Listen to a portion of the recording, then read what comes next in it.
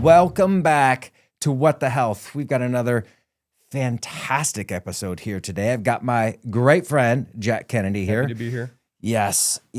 And what we're going to be talking about today is why our kids are so dysregulated. We're going to go down some, I think our parents really need to understand why our kids in this country just seem to have so much ADD, autism, sensory processing disorder, autism, anxiety, immune system problems, upper respiratory tract infection, digestive issues, eczema. The list just keeps on going. It goes on and on and on. Why are they so dysregulated? What the health, right? The health is right. What the health is going on? Yeah. So the question I would start with is, what's the root of all this dysregulation for kids? It's almost like a shotgun type effect. It's not one thing, but it's a layering of dysregulating events that create such a dysregulated child. And I first want to just kind of bring that into focus because there might be a lot of parents out there that says, well, my kid's mostly healthy. I mean, they're all right. They just have allergies. He's mostly all right. He just has some emotional ups and downs. You know, he's only like 4.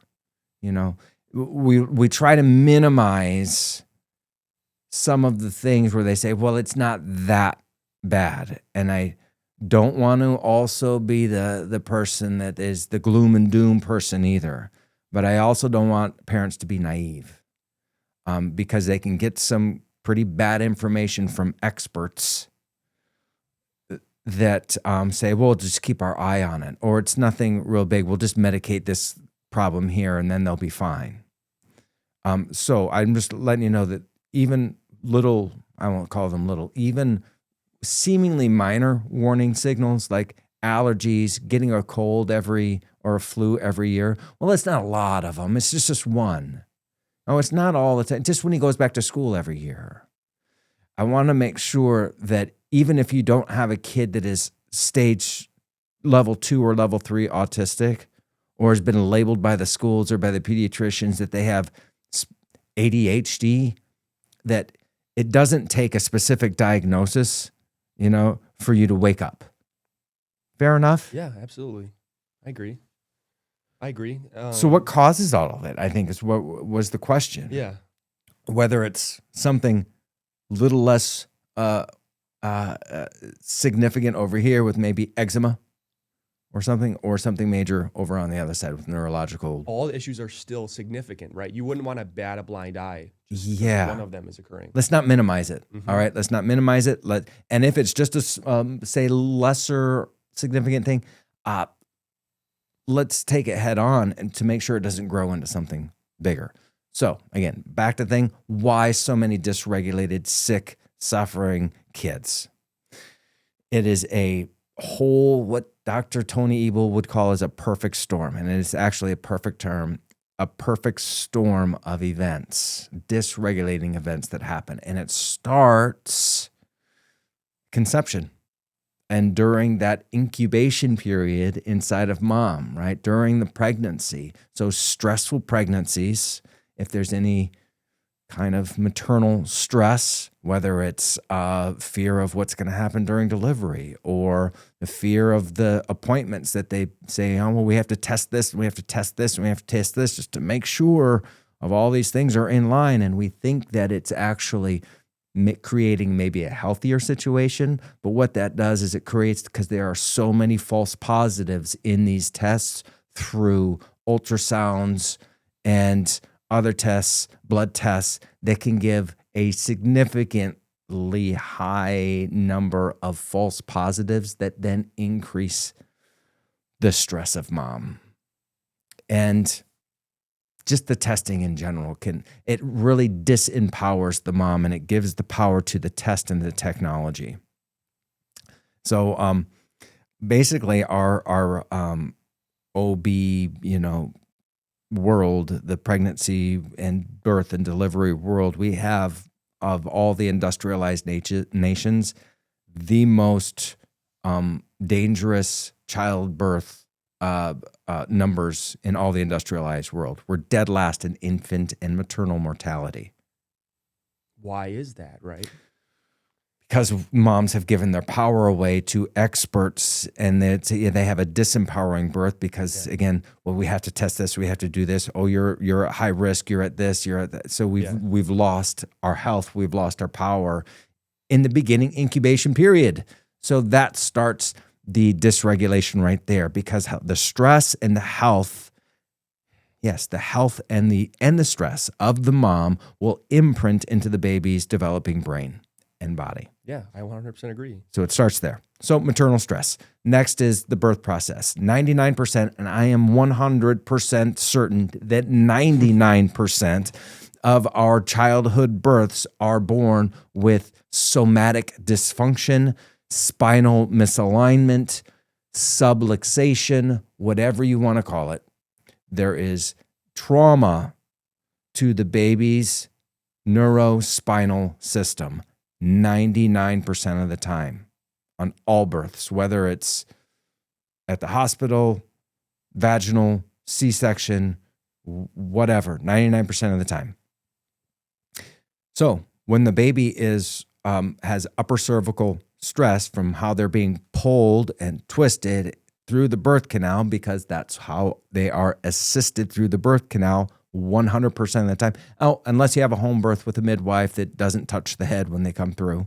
But even then, there can be some things. But anyway, if it's happening in a hospital, 99% of the time, they're going to have upper cervical subluxation. So that then that takes that little nerve system stress that might have been occurring in utero and then puts gas on it when you have upper cervical misalignments, upper neck, C1, C2 misalignments. And then that dysregulates the nervous system there. And then we start adding other medical interventions, chemical toxins, and some that can dysregulate the nervous system. That adds a whole nother level. So you have physical stress, you have emotional stress, and you have chemical stress. And all of those things come into play. Now, once those stressors get into the nervous system, what does that look like? What are the warning signs? What are the signals that my baby, my infant, might have be dysregulated and have neck issues that needs neurological tuning? One is problems sleeping, problems latching. When they eat, they're uncomfortable. They might call it colic. Mm-hmm. Trouble sleeping, not sleeping well. All of this is a stressed out, gas pedal down nervous system response. Their sympathetic nervous system is on overload or too heavy. And when the sympathetic nervous system, the fight or flight gas pedal, if you will, is down more, then that's going to affect digestion. That's going to affect latch. That's going to affect calmness, being able to sleep. And then as a baby, if that doesn't get corrected, because then we just take gripe water and we take care of the symptom, or some other thing, or even like torticollis with the baby, or plagiocephaly when their head is misshapen. These are all like physical signs that you got to get the head back on straight again. And it's way beyond PT. You need specific chiropractic adjustments to get the head back on straight. Because even if PT kind of helps bring this back, they're still stuck vertebra here. The surface level might look better, but the deeper level, the neurological level, is still misfiring. I can guarantee it. Then those kids that are babies, those little infants, then if they don't get that nervous system corrected, it turns into, they're toddlers. They might have motor issues, crawling issues. So with a baby, they can look like they're like scoot crawling. They might not crawl. They might crawl on time. So they check the box in the pediatrician's office, but the quality of the crawl, how symmetrical it is, how they're really crawling, that's another signal. Like I said, I'm thinking toddler is, delayed crawling, delayed walking, more emotional outbursts. Speech delays. That's later in toddlerhood. And then they get into childhood, or in toddlers, they might get ear infections and constipation. Again, all of this is signaling that the gas pedal's down. Their nervous system's dysregulated. And we need to tighten up the brakes, the parasympathetic nervous system, which is right up here. You just got to tap that atlas. Mm-hmm. So these dysregulated kids have all sorts of signs and symptoms. And in the medical world, what they do is they treat the symptom. They say, oh, symptom's gone. Now it's better. We've got some antibiotics. The ear infection's gone. And then it leads to another ear infection, or their adenoids swollen, or their tonsils are swollen. They get upper respiratory tract infections really easy. And then they just keep on assaulting the immune system with antibiotics or other shots that might also have other bad, don't do great things for the immune system either. And so it becomes permanent. Yeah. Yeah. And so the toddler, what other, so the ear infections, the upper respiratory tract things, the speech delays, maybe walking, crawling. Okay, we'll go into early childhood. Then we've got, like I said, even more delays, speech delays, learning delays, ADHD and ADD, and they start focus issues, and then they get sensory issues. And it's just like and you can see these symptoms all started back from the beginning. So why are our kids so dysregulated? Because of physical stress, emotional stress, chemical stress, technological stress, tech, traumas, toxins. Yeah, add another T in there. Yeah. 4 T's. Yeah, and it's so that's why there's so many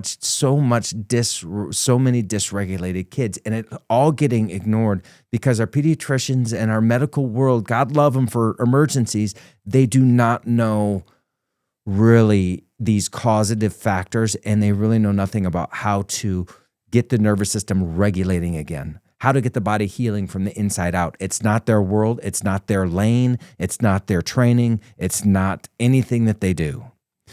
So you have to step outside of this medical world to a neurologically focused chiropractic world that understands how the body functions and heals from the inside out. Well, like you just said, stepping out of that world, do you feel like there's just been a constant influx of misinformation for parents? Yeah, it started over 100 years ago. So that's the programming part. It's like to step outside of that world is uncomfortable. It's scary. It's like, well, gosh, I need this over here. My next door neighbor is going to the pediatrician, right? And it's seeming to work. It's what everybody else does. Story. Yeah. If you want a dysregulated kid, just do what everybody else does. Just follow the herd. Yeah. But if you want something different for your life and for your kids, sniff out these early warning signs. You have to be aware. And then if you have the early warning signs, don't go to the same people that probably caused them in the first place. You got to go to somebody that's resonating a little bit above that level and can see the big picture of what's going on. You go to that professional to help them heal and get your kids back on track. And it's not going to be happening in the typical standard mainstream medical world. So we're working with a kid in early childhood. You talked about the whole process of how a kid gets dysregulated. What processes can fix that dysregulation? You have to start with you have to start with the autonomic nervous system. So if we think of this would be great if we had a slideshow right now. Yeah. But think of a triangle, a pyramid, right? And you're talking about one of the charts? In one of the charts. All right, yeah, I'll just pull it up. Pull one of those charts up. So you have to start with the base, the very base, the foundation. So the sequence to healing is the same sequence of how the brain and body developed. So you have to follow the same pattern. The first thing that's created is the autonomic nervous system. So that's where we start. That's where chiropractic starts. Tuning the autonomic nervous system, the gas pedal, brake pedal. You got to get that into balance, because if the gas pedal's down, the brake pedal, which is responsible, the brake pedal is the parasympathetic nervous system, which is responsible for growth, healing, immune function, digestive function, learning, creativity, sleep, what you need to thrive and survive. The gas pedal, sympathetic nervous system, is responsible for survival, which is needed too. They got to be in balance. So the question is, how do we get it back on track? You first start with the autonomic nervous system. Balance that out with neurologically focused chiropractic. That's one of the most powerful, direct ways to enhance your child's autonomic nervous system and health. The next thing that develops is the motor system. Well, you know what? Chiropractic also helps with the motor nervous system too, because chiropractic adjustments tune the autonomic and the motor system. And all PTs and OTs, they know this, that the gut, the immune, the behavior, a lot of issues that children are having with ADHD and sensory issues, they rest on top of the motor system. So the motor system drives some of these other things. But unless you get to that lower level, the autonomic system, that's what's driving the motor system. That's what's underneath all of it. So OTs and PTs definitely know the motor system, how important it is. Perfect. But if you're tuning motor systems without getting to the autonomics, it's not gonna, you're missing the boat. Yeah. So autonomics first, motor system is second, then that's the next sequence in the healing. The third sequence is the gut, immune, endocrine system. Those three right there. Second brain. Gut is the second brain. The endocrine system, all your hormones, all your neurotransmitters, and then your immune system, right, which is huge, right? Mm-hmm. Now, the gut immune endocrine system is where people are going now with, say, the MAHA movement and the natural health movement, because they're doing supplements to help the gut and the immune system, and they're doing detoxes, and they're doing all of these functional things, which are great. But if you do those things and you start at that third level without hitting the bottom, then you're kind of spinning your tires. You're not going to get traction, because what controls the gut and the immune system and digestion, assimilation, and absorption of nutrients, in order for any of that stuff to happen, you have to have a regulated autonomic nervous system. The gas pedal, brake pedal have to be in balance, because otherwise you're not going to get digestion, assimilation, and the absorption of the nutrients. You're going to have really expensive supplement-filled poop. So when you're talking with a parent and the mom may be talking about all these this third level issues, are you first to be like, okay, let's talk about these bottom issues that may be happening? I first agree with them. You first got to agree with them. Say, you're exactly right. We need to, because I've just had a patient that was talking about this with their autistic kid saying, well, yep, I get the nervous system, but we need to detox and we need to have these things. And I say, yes, you are exactly right. We need to detox. We need to make sure they're having proper nutrition coming in. All of those things, 100%. And we have to start at first with the autonomic nervous system, because if your nervous system is stressed, your detox pathways are closed down, because it's all plumbing. Mm-hmm. When the gas pedal is down, your plumbing and tubes of your body clench. That's your gut. That's your ears. I don't know why they keep on, the ears are so, filled with fluid and keep getting ear infections, because the nerve system's down and your plumbing's all clogged. So let's open up the plumbing, and you have to do that through the autonomic nerve system, getting that brake pedal strong again. And then nutrients, yes, great. But again, your autonomics are off, you're spinning your tires. Detox, yes, but you got to open up the neurological pathways, because if you do all these detox supplements, it's just spinning. It's spinning, thinking. I'm thinking. Yeah. It's your computer spinning, right? Yeah. The last part of the sequence to healing is the brain. This is where speech, social, emotional, focus, learning, memory. It's the brain. It's the frontal cortex up here. That's the tip of the iceberg. That's the tip of the pyramid, if you will. But in order to get the social, emotional stuff regulated up here, you got to start down at the bottom at the autonomics. And this should make perfect sense. If you're in fight or flight mode, your frontal cortex is inaccessible. You're not going to be able to focus. You're not going to be able to learn. You're not going to be able to be creative and imaginative and be able to just handle the world. Any little thing that comes in is going to throw you off. If you're stuck in fight or flight, that's the hindbrain. That's the reactive brain. That's the reptilian brain. You're just kind of in survival mode, survival mind.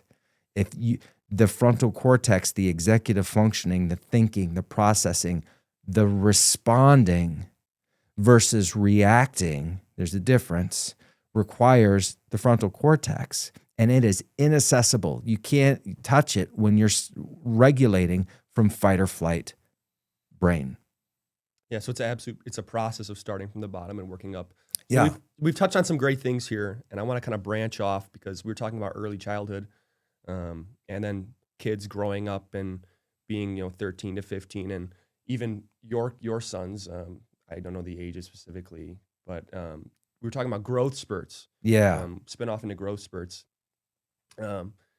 We see this dysregulation in kids, and maybe it doesn't get better. Maybe a lot of parents bat a blind eye because it's so normalized, and then these kids start growing. And you see an influx of acne, influx of knee issues and back issues in kids. What do you think about that? Growth spurts. So hitting growth spurts. There's different growth spurts for different kids. So in your toddlerhood and babies, the growth spurts are like microbursts all the time because they're growing so much in the first year, 2 years, 3 years, right? Then when they hit toddlerhood, say around 3, 2, 3, right in there, the microbursts are a little more grouped. So there might be, say, like 4 more grouped together growth spurts. And then once they get into early childhood, there's 2 to 3 growth spurts through per year. And it's these, then once they start kind of grouping together by seasons, 2 to 3 growth spurts per year, that's when you can start to see more dysregulation in the kids. Because a really important term to know is called neurological load, which is the perfect storm. How much load is being placed on the nervous system through emotional, tech, trauma, toxins. Those are the things that load the nervous system. And a growth spurt might not be I guess it would be physical stress, but a growth spurt puts a big load on the nervous system because the nervous system needs power to make, the growth and development occur. And that requires a lot of vagus nerve power. And so what we find is like those with seizures. I'm learning this myself with my own son. I mean, our kids are our greatest teachers because they're going to put you in the fire and say, figure it out. Thanks, Hayden. I love you. He's been my greatest teacher because, and understanding neurology, I've got a great teacher. And it's not a teacher in a classroom.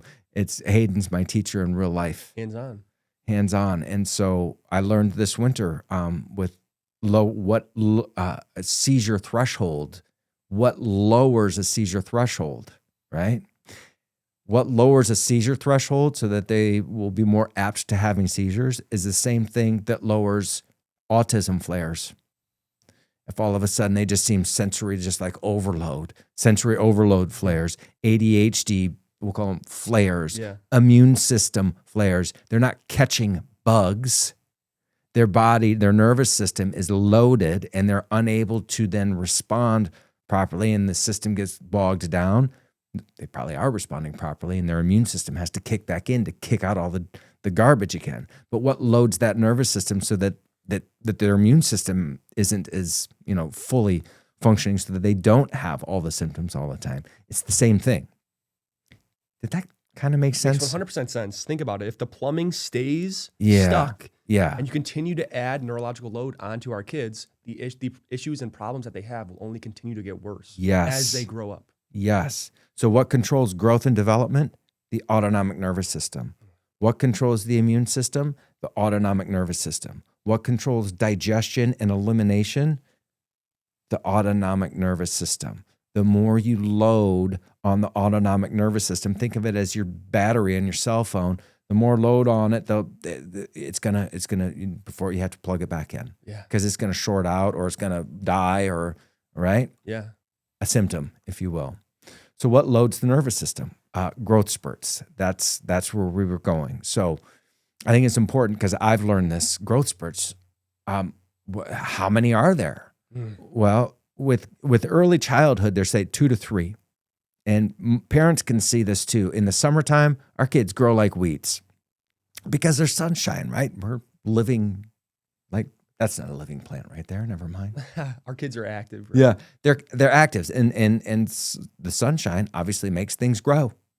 And in the summer months, they're growing vertically like a big old corn plant, right? But it's in the winter that there's another growth spurt that I've now discovered and learned firsthand and understand. And that's them filling out more. And the filling out, the density of the tissues filling versus vertically tall is just as much of a neurological load as a vertical tall growth spurt. And if their nervous system is requiring all this energy in the middle of the winter, let that sink in.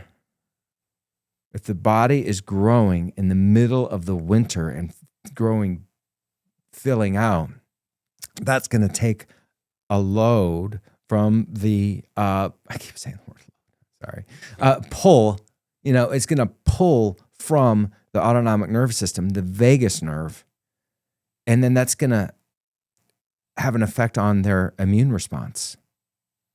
So their immune system then is going to take a hit because their body's so focused on filling out. And so then we're going to get the immunological threshold lowers.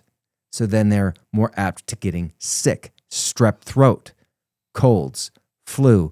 And then they might have like a cold for a week or two. It's like they just can't seem to kick it. And that's because their nervous system doesn't have the power to get rid of it. Not to say you should never get sick. That's not what I'm saying. If your nervous system was well regulated, sickness should come fast and furious, in and out. Yeah. Symptoms, fast and furious. Who cares if you have 102? The next day you should be better. That your immune system is doing exactly what it needs to do quickly, efficiently. But if you have too much of a neurological load being placed on your nervous system, it's not going to have the power to do it. Seizure thresholds go down because of this too. Growth spurts. If the vagus nerve doesn't have the power to regulate the neurotransmitters in the brain, the GABA and the glutamate's excitatory. If the glutamate gets too high, that's the gas pedal. Then you get all of the excitatory effects. Your seizure threshold goes down. If the GABA, which is inhibitory, the brake pedal, is too low, again, seizure threshold goes down. And what can cause that? Growth spurt. So we have to be aware of then these growth spurts and what do they look like? If your kid is eating more, shoe sizes grow, behavior might change. They might be a little more agitated. And if you have to think, all right, where are we? What time of year? All right, is this middle of the summer? Is this the middle of the winter? So again, growth spurts and what they look like as far as like symptomatology, what are we looking for? If they're eating differently, if they're eating more, they seem to be more agitated, if their shoe size is growing, obviously. But that doesn't apply to just seizures, like you're saying. Oh yeah, that exactly. That's autism. So if in the wintertime, if they seem to be more less connected, more irritated, more agitated, sensory overload, that's because, again, there's more things that are loading on the nervous system, more thoughts, traumas, toxins, growth spurt, that is, so more negatives and not enough power, not enough positives. So what can we do about it? What can we do about these growth spurts and all of these things that weigh down the nervous system? This is where chiropractic, you might need some extra boost adjustments, because adjustments are essentially the gasoline you're plugging your phone in right there to charge up the nervous system and to balance it out again. That's it there. That's, again, one of the most powerful ways. But then what can you do at home? Again, primarily a powerful way, get adjusted. And if you haven't have your child under care, absolutely find somebody to help balance their nervous system out. And PX Docs, there's a nice plug for the PX Docs network. Find a doc that knows and understands this. But then what can we do at home as well? One thing is I would turn off the television, turn off your Wi-Fi at night. Geez. You don't want to seem like a helicopter parent, but take the phones at night, right? Yes. Screen time later at night, right? It's the when kids are closing out the end of their day, you don't want to just. It's like the blue light acts as the sun, right? So if Right. your kid is glued to blue light, they'll never be able to actually sleep. I Right. see this with myself. Like if I'm sitting on my phone super late at night, I won't be able to fall asleep as good as if I throw on the blockers and read for an hour, read for a couple Yes. hours. Yeah, those That's something easy, right? But I wanted to, sorry to cut you off. You brought up something great, and I wanted to segue to this. And it was, there's a pattern that seemingly happens with kids when it comes to in the summer and in the winter, but those symptoms show up in different ways, where it's seizures or ADHD flare-ups and behavioral flare-ups, right? So the key is obviously, like you said, touching that autonomic nervous system, but parents often think that because their child has something going on that's different or contrary to their friends or contrary to their family, they think that their problem is such a specialized problem and they got to go seek out the right help for this. Meanwhile, there's a pattern that happens with all kids. Yeah. Do you agree to that? Yeah, I do. And then there is a very powerful solution, and it's not going to a medical specialist for this specific diagnosis, or doesn't have that one. He's got this diagnosis over here, or he's got this. Yeah. Throw those diagnoses. It gives us something to talk about so that we can understand the symptoms. But stop treating symptoms. Stop treating diagnosis, and get to the root. Now, you said something about summertime and the summertime growth spurt. Why don't we see as much going on in the summertime as far as for like organ type things? We might have structural, physical things. There might be some growth spurts, not growth spurts, growing pains maybe in the summertime. But you still rarely see less symptoms in the summer than in the winter during these growth spurts. And the reason being is because there's more positive things uplifting and charging the nervous system in the summer than there are in the winter. There's more negative things pulling from the nervous system in the winter. So you have sunshine, you have more outdoors, you have more motion, you have more movement. There's no school. They're not inside classrooms all day.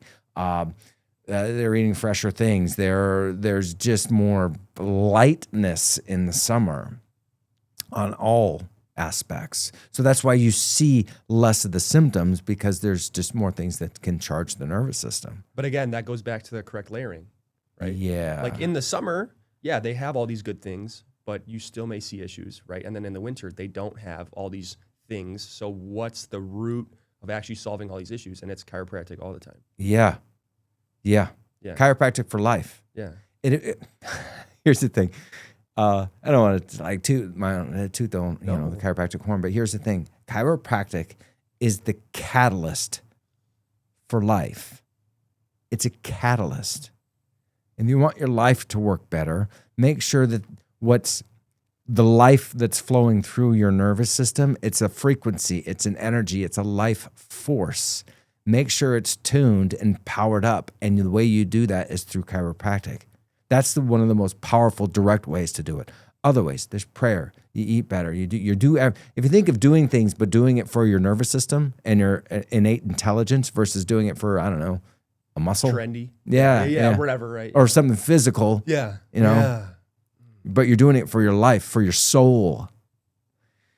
Then it's a deeper understanding. Goes right down to the thoughts, traumas, toxins. Yeah. The way your thoughts are thinking, right? Your thoughts become beliefs, beliefs become actions. Right. Actions become habits, right? If you're constantly doing things just to solve a symptom, what's the solution? What actually is the solution in the first place? Is that solution even valuable, right? Like I'll speak from personal perspective. If I'm taking supplements and I'm not getting adjustments, which I've done,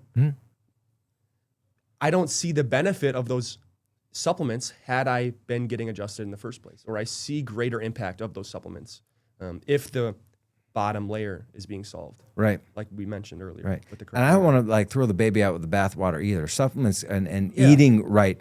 Obviously, I think eating right is actually more important than supplements. I think addition by subtraction with that one. I think we would get better health results if we figured out more what we need to eliminate from our diet versus more supplements that we can take on and mix in the pot. Okay. Yeah. So you brought up the Maha movement and how that's been blowing up with parents and stuff, right? And all this stuff.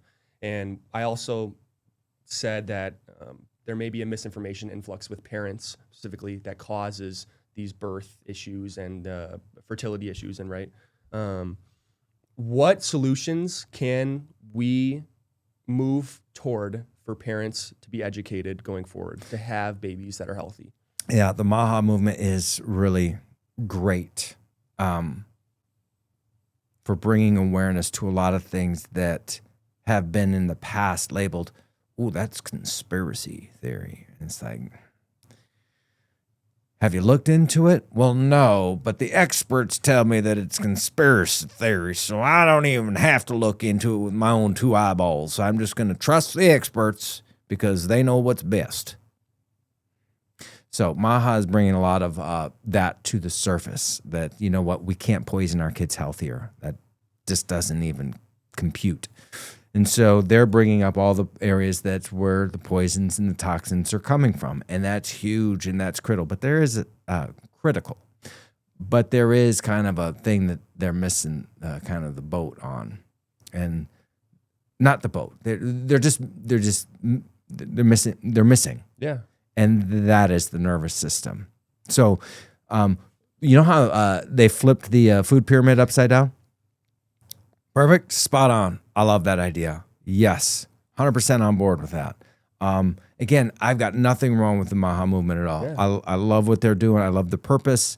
You know, getting stuff out of our food, the artificial colors, the flavors, the preservatives, understanding, hey, what about these vaccine things? What are the safety studies? I don't want to tell you what to do with your kid, but you know what? Shouldn't we have an understanding of what we are doing to our kids before we make a decision? Let's make informed decisions. And that information can't come from the same corporations that benefit from your kid being vaccinated. We get it. Yeah. So we need third-party, objective studies and information.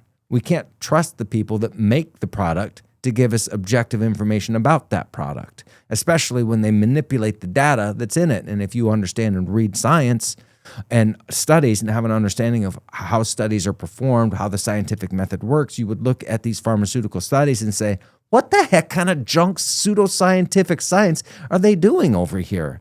Once you read and understand it, the gig is up. Oh, they only do safety studies for a couple days post, therapy. We'll call it therapies to keep things on the up and up. So we don't know any long-term safety effects of these things? We don't know which, ingredients do what. Oh, they pick one ingredient out and they make a test on that to determine whether or not there's an association with a problem or not, but they don't look at the whole ingredient list and how many of them are taking at the same time. They have no clue on any kind of safety study whatsoever. So our kids are pincushions. So maybe we should have some third-party verification and some real and actually set up some safety studies that have never been done before we start, injecting our kids with things that we have no idea what's going to happen. And then the funny part is that we've got all the results. It's what we're seeing in our kids. Yeah. Oh, but correlation doesn't equate into causation. And that's essentially just a cop-out for people that don't want to admit what they're seeing. It's like, what? I don't see anything. What do you mean? Blind lead the blind. Yeah, and it's the Maha movement is great because we're becoming very aware of what these toxins and poisons are doing, to our kids and what we can do. In other countries, they don't have all these artificial things in their foods and they don't have nearly as many problems. And all those toxins aren't just poisoning the body. Here's the thing. They're poisoning your nervous system. Toxins have an affinity for the brain and nervous system. It's not just your cells. It's how the communication system in your body and how that affects the tone of the nervous system. Toxins negatively affect neurological tone. That make sense? Yeah. Yeah, it affects your vibration. It affects the tension of your nervous system. It poisons it. So if you remove toxins, though, you can't remove toxins. There will always be toxins. There's always going to be some. It's the load. How much load can your nervous system take? Yeah. And if it's got all of these layers, it's got subluxation, it's got bad food, it's got an environment at home that is dysregulated. Mom, dad, maybe not being on the same page with things. All of this. It's chemical, it's emotional frequencies, it's technological frequencies, it's toxins, it's physical stress, it's subluxation, it's not moving enough. All of these things, and we're sitting down in classrooms and we're sitting down like this and we're doing this, and or there's less the list goes on. And then all of those things layer up, and then we wonder why we're so dysregulated. Back to the beginning. Why are our kids so dysregulated? All of that. What can we do? One, get an expert that understands the nervous system and how to tune it. That's your PX docs, neurologically focused chiropractor. Then those same docs are going to understand, all right, this is what we need to do with nutrition. This is, some supplements too. But there's also docs that are very expert on that functional end. Again, sequence it right, understand your nervous system first, and then whatever you need on top of that, then go get that, functional med expert opinion with that. So the Maha movement, to getting back to that, the one thing that they're missing is that neurological piece, that thing that, again, all of those things they talk about affect the nervous system, but the chiropractic part is void. Completely. It's not there at all. So that food pyramid that flipped upside down, perfect. You know what other pyramid needs to be flipped upside down? The health pyramid. Your we'll call it health expert pyramid. So everybody, that foundation for everybody where they go to, because you need to have one on your forms before you come out of the hospital to have your kid, is who's your pediatrician? Let's flip that upside down. Your pediatrician is your neurologically focused pediatric chiropractor. That's your foundation. If you need a medically trained pediatric doctor, that's down here. That's at the very bottom. And it's a little tiny slice. Because when you do things right, you only need them for emergency backup. And then you have your functional med doctor in there too. And then you have, some whatever else, in the natural world in this top part, and down at the very bottom. I tell you, we all know that there are so many research articles out there. Dr. Sears. There's another one that RFK in the Junior and the Children's Health Defense have a vax versus unvaxxed book. And you can see the medical practitioners that don't vaccinate their kids versus the ones versus the parents that did vaccinate their kids. And they've got a database that's huge and what the numbers show. And it's astounding. It's astounding. That information is polarizing to people. They don't want to see that information. It's polarizing, but gosh, why? Then that question is why? Who are we listening to? Who's making it polar? Who's saying, well, you can't say that? It's the people that have something to hide and protect. When you're hiding something and trying to protect something, but are the doctors really trying to hide and protect? No, they're trying to do the best they can. Yeah. They're doing the best they can, but where did they go to school?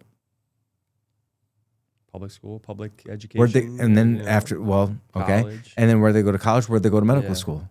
Same college. All right, the same people. And you know whose names are on those medical college buildings? Pfizer. So their college was sponsored by Big Pharma. Yeah. Well, that's and the Rockefeller Institute and those people that owned the public schools, the colleges, the universities, the med schools, the media, and the banking. Yeah.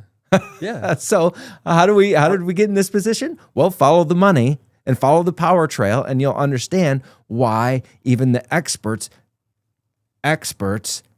think the way they think. It's because they've been indoctrinated and programmed into this is the way it is, and so their thinking is very narrow. We only see this. They're indoctrinated to prescribe drugs. Yeah, they don't see how everything is affecting. It's called compartmentalization. You want complete power and control over everything? Make sure everybody's compartmentalized and nobody knows what everybody else is doing so they don't see the full picture. And that way you can keep everybody in their own separate little lane and bring it down. No, you're right. You're absolutely right. And I want to branch off because you were talking about this, right? We live in such a drugged out kind of environment and community where if a kid has a minor attention issues, we'll put them on some drugs. We'll put them on whatever. Most parents don't want that, though. Yeah. They don't want it. They don't want it. They don't want it, but they're not going to anybody that can give them any other answers. Because it's patterns. They've been trained from the time that they were little kids that this is where you go for your health. And these other people over here, these crazy chiropractors over here, they're not even real doctors over here. You know what I'm saying? I mean, how did that mindset get in there? It's not by accident. It's completely on point and on purpose. When you see who's running the show, that's why parents don't know anything about it. Well, did we learn anything about chiropractic in elementary school, in high school, No. in college? No. We don't learn anything. We learn about how important the nervous system is in those things. Maybe a little. Yeah, they control sprinkle. muscles. Yeah. Your nervous system sends messages and controls muscles. That's it. Yeah. That's it. We were branching off to the drugs. I was gonna say, because there's so many kids that are on these medications nowadays, like a kid that's been on Adderall since he's been 13 years old. What solutions would you provide to those kids? I'm not trying to give you a broad question, but is it like, we're taking this kid off the drugs, we're gonna give him adjustments? Because you might see more issues if you just remove that. Yeah, that's awesome. So whether it's antidepressants, ADD meds, or whatever, and there's been people I hear in my office too, it's like, oh, I tried that and I couldn't do it. I had to go back on. And I said, yep, but you didn't have chiropractic. You didn't have your full innate power behind you to be able to overcome the chemical dependence however long ago you tried it. So now what we're going to do is we're going to be intentional about this. We're going to charge your battery, your nerve, so that you have you can be able to handle these shifts and changes, so that you can handle this detox from the medication, this shift from chemical dependency. Now you're going to have you're going to have more neurological strength, so you're less dependent from the outside in. So when you start powering up the nervous system, regulating it and getting it in tune, then you're going to be less dependent upon chemistry from the outside in. You're still maybe going to have some rough spots because your body's going to have to start making things on its own. But if you've got the neurological support underneath, and then if you have some other outside in help as well, this is where functional stuff is great. They can give you help with some building blocks and supplies that your body needs to create some of these, the biochemistry, the chemicals that your body needs. But you first have to set that on top of the neurology, right? And the nervous system itself can create the neurotransmitters and the hormones just on its own. But again, you might need some extra help to help with any deficiencies that you may have. So that's how you layer it. That's how you get a kid off of medication, ADD meds or antidepressant med or any kind of med, anti-seizure med, is that's it. You support the nervous system first, get the power up, then you start titrating down bit by bit. It might take a few months to wean off, but when you wean off, you're not doing it willy-nilly and just hoping and praying that it works like most people do. Yeah. Well, I tried to do that and it didn't work. Didn't do it. It didn't work yet. We didn't try this and we didn't do this first. Sequencing. I tried making a cake, but man, well, did you I didn't have any eggs. Well, it's probably why you didn't get a very good pancake. You know what I mean? Yeah.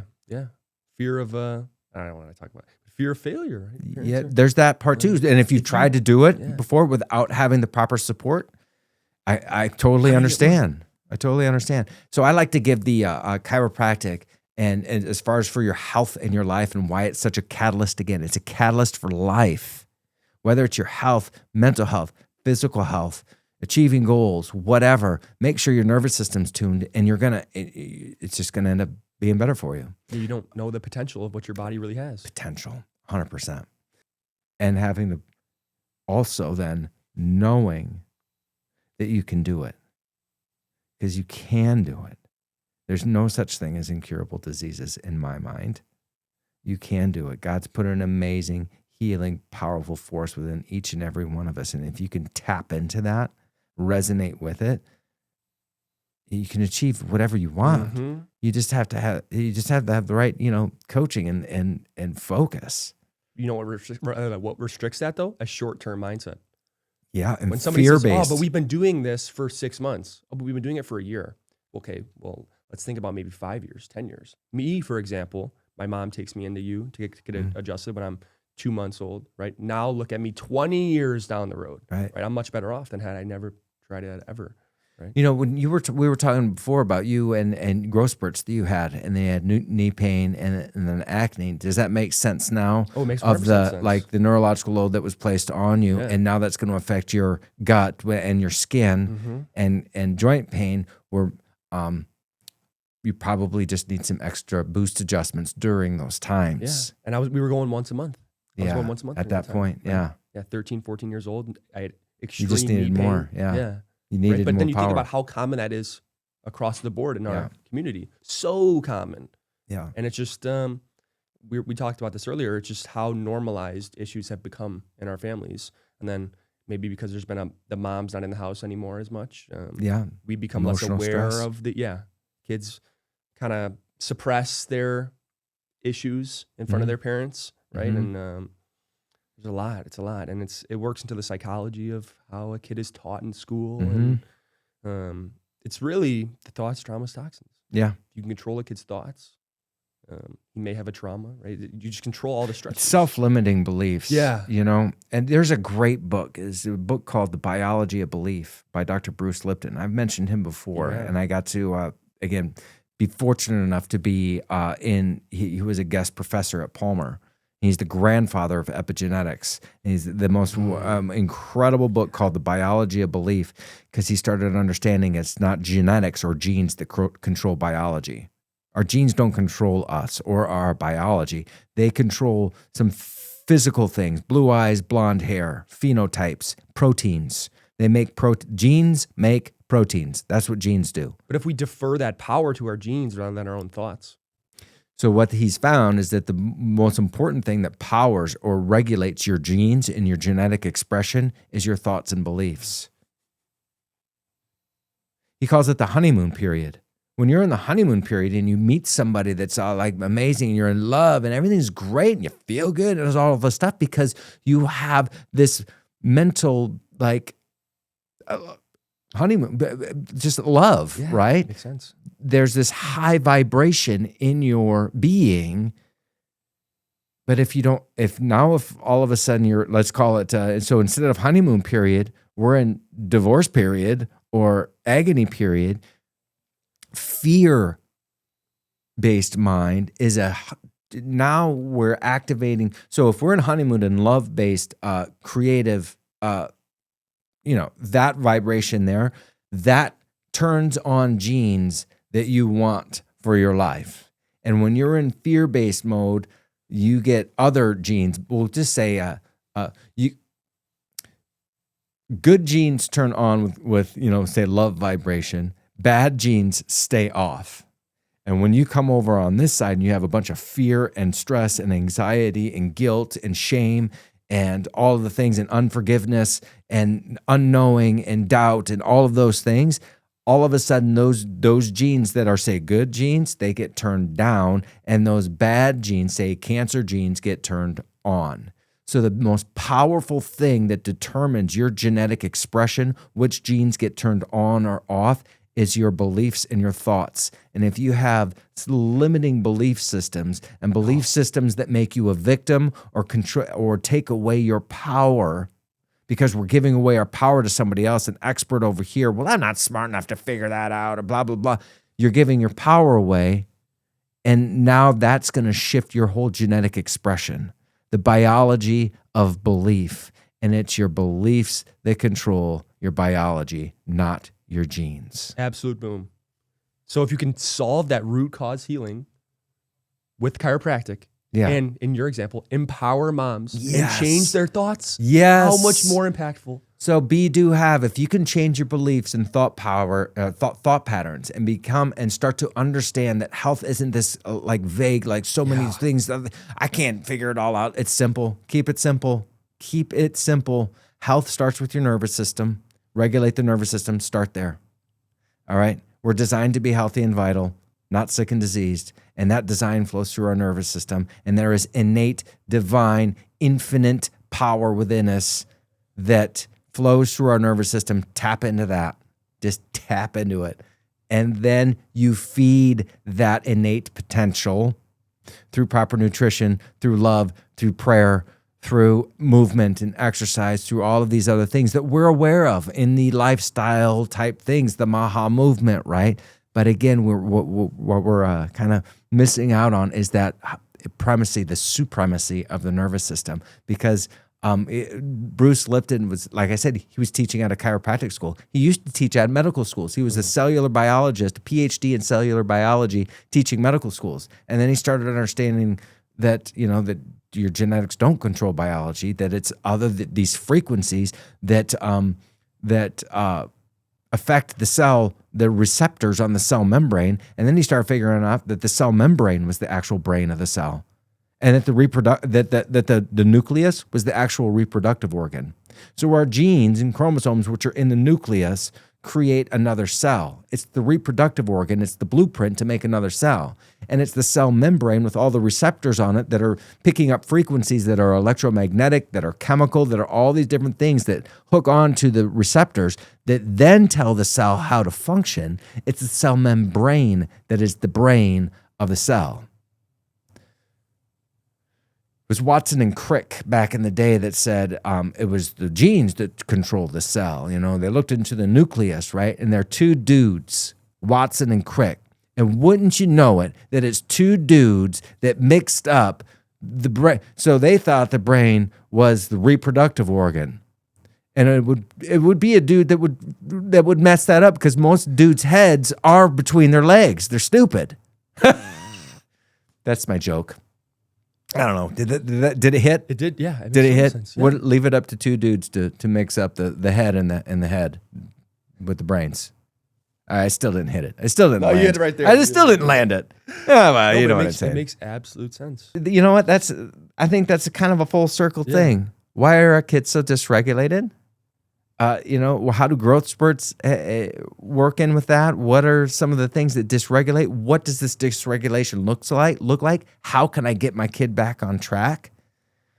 I think we've covered a lot of bases here today, Jack. I think we certainly have. I think this is very beneficial for parents to see. I'd love to give you one question. And, to end it off would be like, aside from chiropractic, what's the one thing that you would recommend for parents to improve their life? Read. Yeah. Read what? Not what to expect when you're. That's a deep answer, though. That's a very deep answer. Okay, I would say, because that's going to give you information. We don't need information. This is what I learned just last night. It was profound. Information. You're in formation, and you're like it's the sheep. We don't need more information, because we're already, all of us, in this formation going towards this cliff with our kids. What we need, we don't need any more information. We are in information overload, which is not giving us any more or any better results, right? We've got more information. It's at our fingertips. Mm-hmm. What we need is inspiration. We need to be inspired, spirit, so that we take action. Because if you want the same thing that everybody's got, we're going to just do what everybody else does, and then think how everybody else thinks. We just have to start thinking differently. What the health? What the health? I love it. Thank you for having me on, Dr. Foss. You're welcome.